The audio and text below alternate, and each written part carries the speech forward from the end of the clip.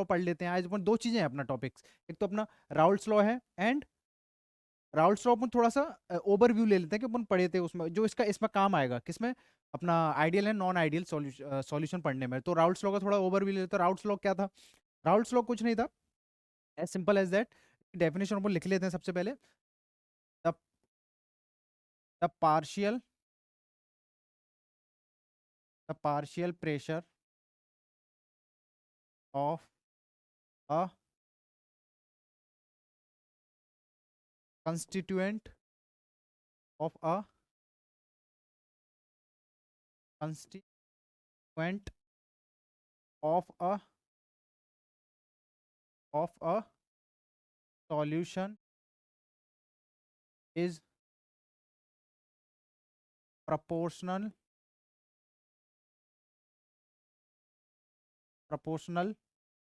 to its mole fraction, its mole। ये अपने Raoult's law ने दिया था, राउल्ट्स ने लॉ दिया था जो अपन ने लास्टली पढ़ चुके हैं, ठीक है। अब इसी को अपन दोबारा डिस्कस करेंगे। तो बोल के रहा पार्शियल प्रेशर, गैसियस लॉ में आप पढ़ चुके हो, पार्शियल प्रेशर इक्वल टू क्या होता है, mole fraction into total volume, total pressure, ठीक है। तो इसी को इसको अपन सबसे पहले डेफिनेशन को, जो डेफिनेशन बोल रहा है वही अपन कर लेते हैं। सबसे पहले क्या बोला, partial pressure of a constituent of a solution. Partial pressure होगा वो क्या बोल रहा है, proportional, proportional to mole fraction. Mole fraction अपन कैसे दिखाते हैं, चाई ए, ठीक है। अब ये बताइए, मोल फ्रैक्शन की कोई यूनिट होती नहीं है जनरली, तो यूनिट नहीं होगी तो इसकी प्रेशर की यूनिट होगी कोई, एटीएम में होगी या पास्कल में, बार में, जिसमें भी होगी, ठीक है। तो अपन जनरली इसको, अगर ये यहाँ पर अगर यूनिट है और इधर अगर यूनिट लेस है तो कोई न्यू कांस्टेंट आएगा। अगर मैं प्रोपोर्शनल हटाऊंगा तो प्रोपोर्शनल हटाने में क्या यूनिट आएगी, वही प्रेशर की ही यूनिट आएगी। तो यहाँ पे प्रेशर की एक टर्म अपन एक और डिनोट करेंगे जो क्या होगी, vapour pressure of a constituent, okay. अपन इसको ऐसे बोल सकते हैं।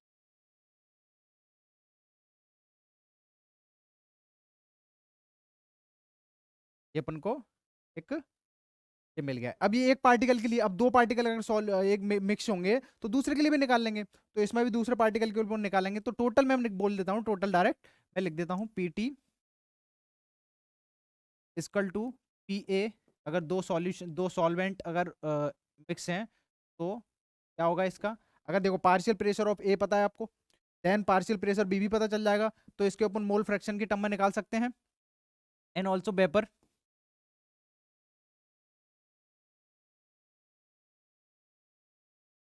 तो ये अपने को फॉर्मूला मिल गया है, ये अपने को फॉर्मूला मिल गया है। यही फॉर्मूला अपने ideal and non ideal solution जब अपन डिस्कस करेंगे तो उसमें काम आएगा, ठीक है। आओ ओके, अब अपन डिस्कस करते हैं ideal and non ideal solution. देखो आइडियल सॉल्यूशन क्या होंगे, ideal solution which are follows और obey the Raoult's law, okay. तो इसके ऊपर सबसे पहले, और देखो जो नहीं फॉलो करेगा, ऑब्वियस सी बात है, जो नहीं फॉलो करेगा उसको अपन क्या बोलेंगे, non ideal solution. Non ideal solution में भी, अब देखो ये पॉजिटिव नेगेटिव आया कहां से, ये टर्म पॉजिटिव नेगेटिव टर्म कब तब आया, जब आप कोई रिएक्शन में, अगर मान लीजिए आपने कोई रिएक्शन करवाई, दो दो सॉल्यूट, एक सॉल्वेंट एक सॉल्यूट के साथ, ठीक है, दोनों वॉलेटाइल रहेंगे, नॉन वॉलेटाइल, ठीक है, नॉन वॉलेटाइल और वॉलेटाइल, तो वॉलेटाइल ही बोलते हैं अपन जनरली, ठीक है। वॉलेटाइल वहां पे अपन को एक वर्ड यूज करना था, वॉलेटाइल। वॉलेटाइल मींस क्या होता है, जो अगर रूम टेम्परेचर पे वेपर फॉर्म करे, रूम टेम्परेचर पे क्या करे, वेपर फॉर्म करे, उसको वॉलेटाइल सब्सटेंस या कंस्टेंट कुछ भी बोल सकते हैं, ठीक है। अब देखिए आइडियल सॉल्यूशन के ऊपर बात की, who follows the Raoult's law, और non ideal solution means who doesn't follow और डिसओबे द राउल्ट्स लॉ, ठीक है। अब देखो उसमें दो चीजें आ रही है, deviation, positive deviation, negative deviation, उसको अपन फर्दर क्लासिफाई करेंगे। सबसे पहले अपन यहाँ पे फर्स्ट हेडिंग लिख लेते हैं, क्या, ओबे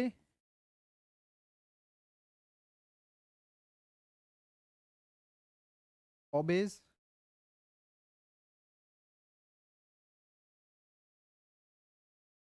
राउल्ट्स, क्या लिख देंगे अपन, disobey, both disobeys also same here, disobey and obey mean follow and unfollow, same meaning उसका हुआ, इन इंग्लिश में वर्ड आ गया, ठीक है। देन अब देखिए, जब आप मिक्स करोगे कोई भी दो चीजों के तो उनके बीच में मिक्सिंग होगी, तो मिक्सिंग होने के लिए मैं डिनोट कर देता हूँ ए मॉलिक्यूल। फॉर एग्जांपल मैंने ए मॉलिक्यूल ले लिया, एक ए मॉलिक्यूल ले लिया, and also B B molecule ले लिया।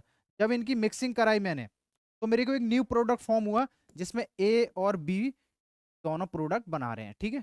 इसी को अपन यहाँ पे क्लासीफाई करेंगे। तो इसमें क्या होगा, आइडियल सॉल्यूशन में क्या होगा, दोनों के इंटरमोलिकुलर, देखो जब अट्रैक्शन होती है, जब भी उनमें रिपल्सन होगा, कुछ भी होगा, तो उनके बीच में जो फोर्सेज होंगे उनको क्या बोलते हैं अपन, इंटरमोलिकुलर फोर्सेज। अगर दोनों ही ए जब रिएक्टेंट में जब मिल रहे थे और जब प्रोडक्ट मिला, अगर दोनों के नियरली नियरली सेम अगर क्या है इंटरमोलिकुलर फोर्सेस हैं, तो अपन उसको किस कैटेगरी में रख देते हैं, आइडियल सॉल्यूशन की में, ठीक है।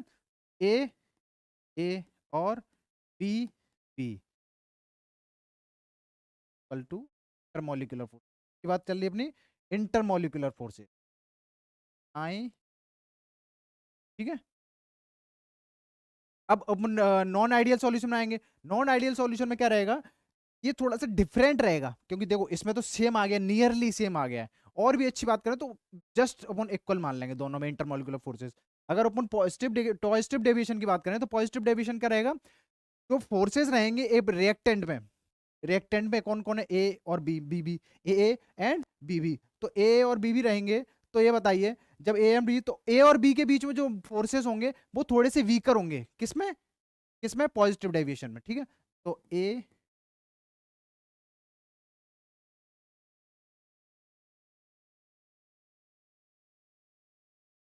ए B is less than, is greater than IMF से IMF।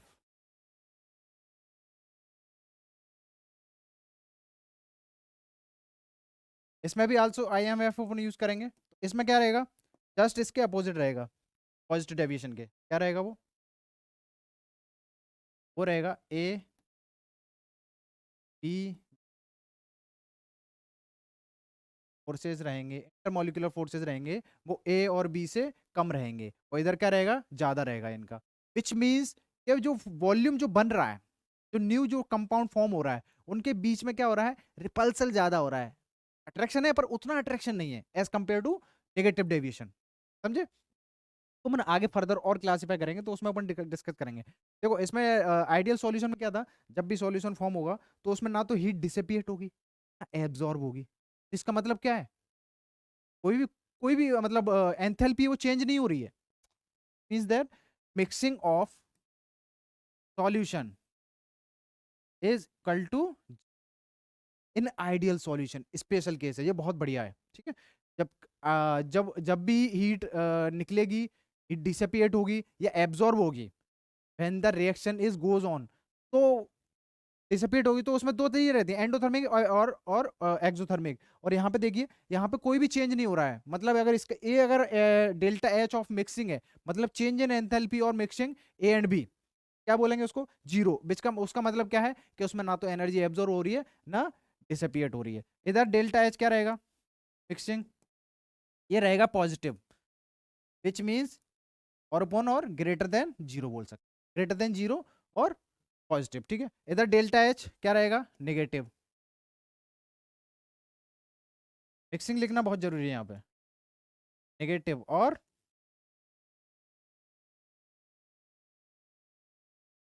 नेगेटिव और लेस देन जीरो, ठीक है। अगर ग्रेटर देन जीरो है तो इसका मतलब क्या हुआ, पॉजिटिव है।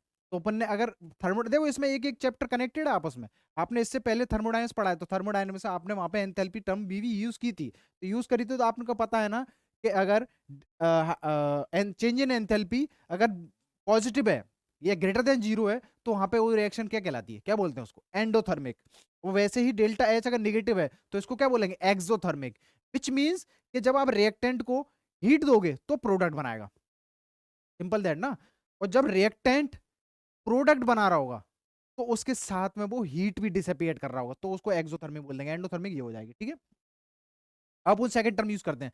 मान लो इनका कोई वॉल्यूम होगा, जब कोई तुम चीज को मिलाते हो तो एक पर्टिकुलर वॉल्यूम रहता है कि नहीं। तो मान लीजिए डेल्टा वी मिक्सिंग क्या है, delta we mixing, which means zero, ये भी जीरो रहेगा इसमें, क्योंकि इंटरमोलिक्यूलर से इतना फोर्सेस जनरेट नहीं हो रहा है, नियरली इक्वल है। अगर आप किसी को धक्का दोगे तो उधर से भी सेम धक्का आ रहा है, तो कोई चेंज इन हो रहा है क्या? नहीं हो रहा ना। फोर्स से समझ सकते हो, वॉल्यूम से भी समझ सकते हो, वॉल्यूम टर्म को थोड़ा सा वहां पे इमेजिन कर पाओ, ठीक है। आपने मेरे को धक्का दिया तो क्या हुआ, उधर से भी सेम धक्का, तो कोई मेरा मूवमेंट हो रहा है क्या? नहीं हो रहा, वहीं पे है ना। तो वैसे ही यहाँ पे है। अगर वॉल्यूम, तो मेरा इसका वॉल्यूम कम हुआ क्या? नहीं हुआ ना। Which means change in volume of which ever solution, अगर आइडियल की कंडीशन में है तो उसको क्या बोल देंगे? जीरो, ठीक है। अब यहाँ पे बात करते हैं डेल्टा मिक्सिंग। अगर 1 लीटर अपन ने लिया तो क्या हो जाएगा इसमें? इसमें बढ़ेगा कर्व, अपन ने देखा ना जनरली कर्व बढ़ जाता है, इसका मतलब greater than zero, which means positive. अगर इसको मैं टर्म में, वॉल्यूम की टर्म में लिखना चाहूं तो ऐसे लिख सकते हैं अपन, 1 litre plus 1 litre is greater then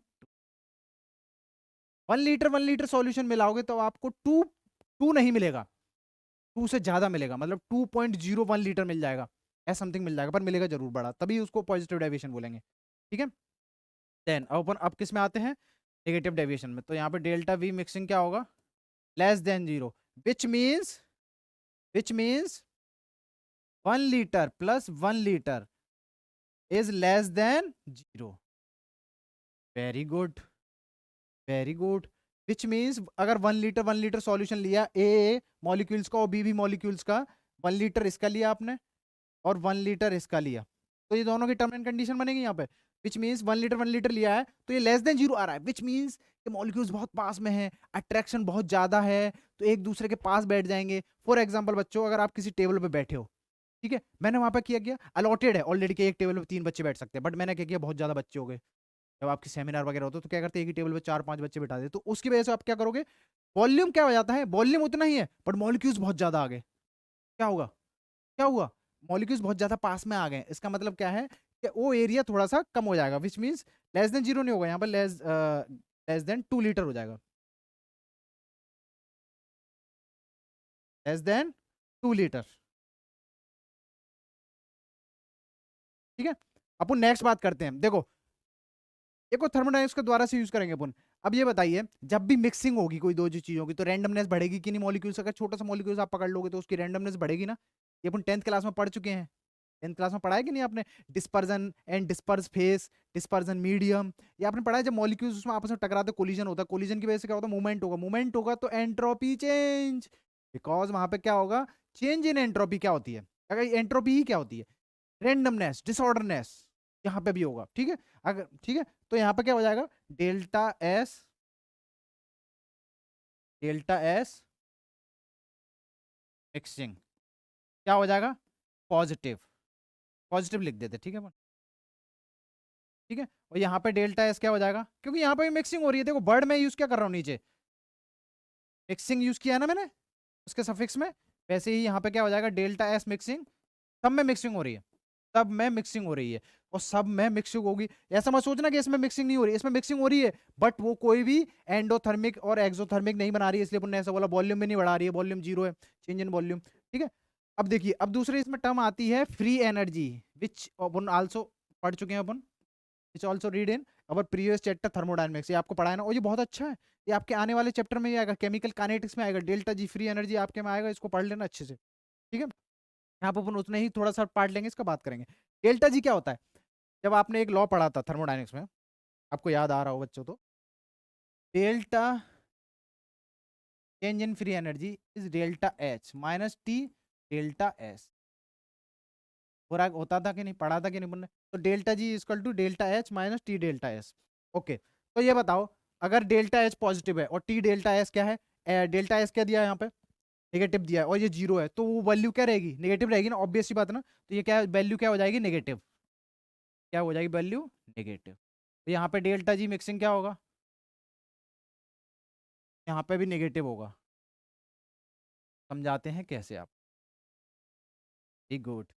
देखिए डेल्टा जी यहाँ पे नेगेटिव है, यहाँ पे भी नेगेटिव, सब में नेगेटिव है, क्यों, स्पॉन्टेनियस रिएक्शन, एक तो अपन ऐसे बोल सकते हैं, बट इसको यहाँ पे दूसरे तरीके से समझो कि यहाँ पे नेगेटिव क्यों हुआ सर, आपने तो अभी इससे समझाया था फ्री एनर्जी गिब्स लॉ से। तो यहाँ पे क्या होगा, डेल्टा एच क्या है, पॉजिटिव है, देखो पॉजिटिव है, तो ये वैल्यू थोड़ी सी बढ़ गई है, और ये वाली वैल्यू, तो यहाँ पे डेल्टा एच को बढ़ना होगा, क्योंकि डेल्टा जी को नेगेटिव होना है, तो टी, टी तो अपना टेम्परेचर तो कॉन्स्टेंट है, तो डेल्टा एस को क्या करेंगे अपन, बढ़ा देंगे, बहुत ज्यादा बढ़ जाएगा, बिकॉज बढ़ेगा क्यों, रेंडमनेस ज्यादा होगी, वहां मॉलिक्यूल्स में अट्रैक्शन थोड़ा कम रहेगा, रिएक्टेंट में अभी अभी बात किया था कि नहीं, यहाँ पे मॉलिक्यूल्स के बीच में अट्रैक्शन फोर्स कम है कि इंटरमॉलिक्यूलर फोर्सेस, ठीक है।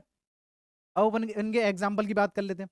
अब अपन इनके एग्जाम्पल, अब देखिए इसमें दो चीज हमेशा याद रखना, अगर आपको क्वेश्चन ऐसे ही पूछ सकता है, when two non polar, when two non polar substance are dissolve, then which solution are formed, which solution is called, what is called this solution, then it is called non sorry ideal solution. ठीक है, क्या बोलेंगे इसको, ideal solution.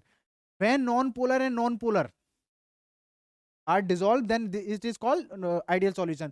When non-polar and polar is dissolved, yeah, mixing with each other, then it is called positive deviation. When both are polar pair are dissolved or mixed together, they form negative deviation in a non-ideal solution. ठीक है, तो इसमें याद रखना non pair रहता है, और इसमें नॉन पेयर और पेयर रहता है। सॉरी, नॉन पोलर मैंने गलत बोल दिया, अच्छा ठीक है, नॉन पोलर और पोलर, और यहाँ पे क्या रहेगा, पोलर एंड नॉन पोलर, यहाँ पे क्या रहेगा, polar and polar.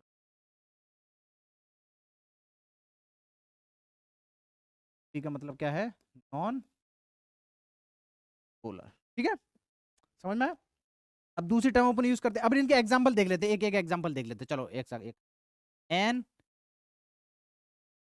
N heptane plus N hexane, ये दोनों क्या है, नॉन पोलर है, आपको केमिकल बॉन्डिंग में पढ़ा होगा। या फिर बेंजीन ले लो आप,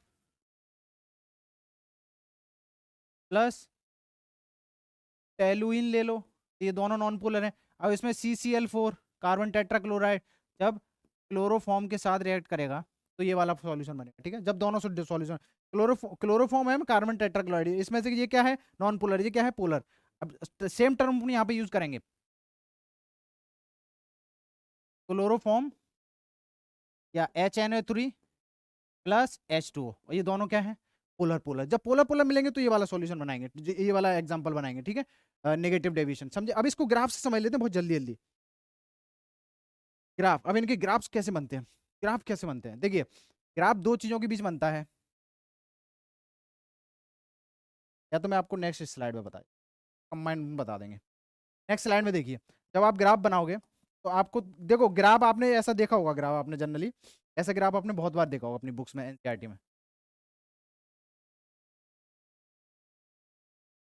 एक्स ए मतलब mole fraction of A is equal to 1 and X B equal to 0। X A यहाँ पे क्या हो जाता है 0 और एक्स बी क्या हो जाता है 1। ठीक है, ओके। नाउ यहाँ पे आपने क्या लिया है, वेपर प्रेशर, इस वाले यहाँ पे लिया है आपने कंपोजिशन या मोल फ्रैक्शन। ठीक है, अब देखिए यहाँ पे आपने ऐसा कुछ देखा होगा, इसमें टर्म एक कंडीशन अप्लाई कर देते हैं, PA is less than vapour pressure of substance B, vapour pressure of substance A. क्या आपको पता है, अगर इसको आप ऐसे करोगे, देखो कम है ना इस कर्व पे, देखो PA छोटा है कि नहीं, तो अगर मैं P0 A तो P0 B के बोल दूं, आपको ऐसा कुछ ग्राफ आपने देखा होगा। तो ये ग्राफ देखो, 1 line 2 line and 3rd line, ये 3 ग्राफ से मिलके एक ग्राफ मिलके बनाए, और इसी को अपन कौन सा ग्राफ बोलते हैं, वेपर प्रेशर और मोल फ्रैक्शन के बीच में ग्राफ बोलते हैं इसको। ठीक है, तो ये बनाते हैं, ये बहुत अच्छे क्वेश्चन बनाते हैं इसमें। देखिए यहाँ पे एक टर्म आपको मैं बता देता हूँ ये बनता कैसे, बहुत जल्दी जल्दी।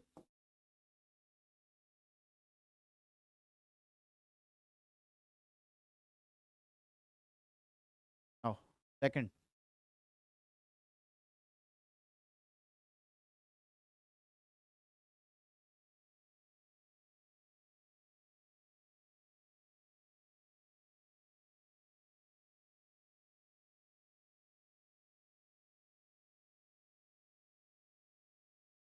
सब स्ट्रेट लाइन है, सबको डिफाइन कर दो, बहुत सिंपल है। देखो ये क्या है, P0 A, ये वाली लाइन क्या है, P0 B। ठीक है, और ये क्या है, एक्स ए इक्वल टू 0, यहाँ पे एक्स ए मोल फ्रैक्शन कितने हैं 1, यहाँ पे मोल फ्रैक्शन ऑफ बी कितना है 0, यहाँ मोल फ्रैक्शन ऑफ बी कितना हो गया 1। वेरी गुड, यहाँ पे सब जगह ऐसा है। अब मेरे को ये चीज बताओ, जब ये वाला लाइन है यहाँ पे देखिए, यहाँ पे ये भी क्या डिनोट कर रहा है, अब ये ग्राफ देखो, ये किसके बीच में, P vapour pressure of substance A and vapour pressure of substance B, ये वाला बी के लिए हो गया ग्राफ, ये वाला किसके लिए होगा, पीवी के लिए, ठीक है, और ये पीए के लिए हो गया, और ये टोटल प्रेशर हो गया, ये लाइन आप देखो टोटल प्रेशर है। ठीक है, तो आपको टोटल प्रेशर मैंने आपको स्टार्टिंग में बताया था, स्टार्टिंग में जो अपन ने स्लाइड पढ़ी थी, यहाँ पे टोटल प्रेशर अपन ने देखा था, तो ये अपन को लॉ यूज हुआ था, ठीक है। इसमें एक चीज और थी, ठीक है, अपन ने जो ऐड करना था इसमें, बहुत जरूरी था वो ऐड कर क्या करना था कि देखो, आपने क्या किया, सॉल्यूशन मिला दिया और आपने ऑब्जर्व किया, उसको देखा कि अच्छा इसमें कितना आ रहा है भाई, तो आपने ऑब्जर्व किया कि कितना मोल आ रहा है, कितना आ रहा है, तो ऑब्जर्वेशन में क्या पता चला कि जो राउल्ट्स लॉ ने जो बताया था, जो राउल्ट्स जी ने बताया था, वो क्या था, पीटी इक्वल टू, अब इसमें दो फॉलो हो जाएगा, क्या एक एक और आ जाएगा, मैं एक और यहाँ पे लिख देता हूँ, ठीक है, नेक्स्ट में टर्म में लिख देता हूँ नेक्स्ट स्लाइड पे।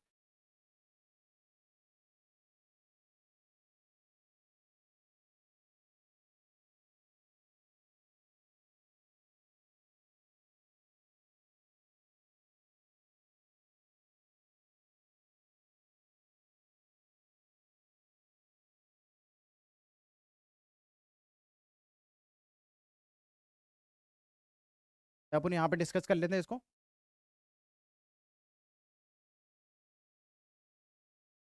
जल्दी जल्दी।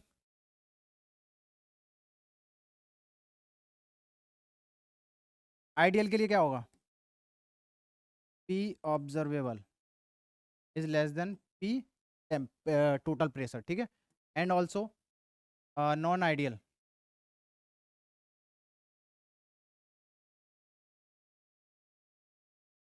तो इसमें क्या रहेगा, दो रहते हैं, तो रहता है पॉजिटिव एंड एक रहता है नेगेटिव, दोनों को अपन अगर करें तो P observe is greater then P theoretical, ठीक है, या पी टोटल, तो अपना उसने राउल्ट्स ने दिया लेस देन रहता है, ये अपना लेस देन रहता है। तो ये ऐसा अगर आपको मिलेगा, अगर कैलकुलेशन आपको क्वेश्चन मिले ऐसे, तो आपको ऐसे करना है, ठीक है, आपको ऑब्जर्वेबल देखना है कि ऑब्जर्वेबल कितना है और थ्योरेटिकल कितना है, ये अपन ने जो कैलकुलेटिव किया है, ये आपको दिया रहेगा वैल्यूज, ठीक है। ये देखो, इन तीनों को अगर कंबाइन कर दोगे तो आपको वाला ग्राफ मिल जाएगा जो मैं अभी आपको बता रहा था, ठीक है। क्वेश्चन देखते हैं, two liquids are mixing together, two liquids are mixing together, resulting solution found to cooler. अब जब कूलर होगा इसका मतलब क्या है, एंडोथर्मिक है, टेम्परेचर अपन कांस्टेंट रख रहा है, एंडोथर्मिक है, विच मींस कि what do you conclude the deviation, तो पॉजिटिव डेविएशन, ऑब्वियस सी बात है, ठीक है। देन अपन नेक्स्ट क्वेश्चन पे आएंगे, तो इसमें क्या आएगा, अगर 100 ml सॉल्यूशन ऑफ ए है और 25 ml ऑफ सेकंड सॉल्यूशन है, अगर उन्होंने सॉल्यूशन में 126 मिलाया फाइनल सॉल्यूशन, तो क्या होगा, 100 प्लस 25 ml, ये मिलके कितना बनाएगा, 125, 125, बट मिल कितना रहा है, 126, विच मीन्स पॉजिटिव डेविएशन रहेगा क्योंकि वॉल्यूम ज्यादा है, ठीक है। तो इसी को अपन अगर नेक्स्ट नेक्स्ट टाइम अपन इसको डिस्कस करेंगे। तो आज अपन क्या सीखे कि नेगेटिव डेविएशन का ग्राफ कैसे बनाते हैं, उनके बीच में डिफरेंस क्या है, और आइडियल सॉल्यूशन और राउल्ट्स लॉ ने क्या बोला था। आज अपन ने ये बहुत अच्छी चीज सीखी, फिर नेक्स्ट टाइम अपन फिर मिलेंगे। Thank you.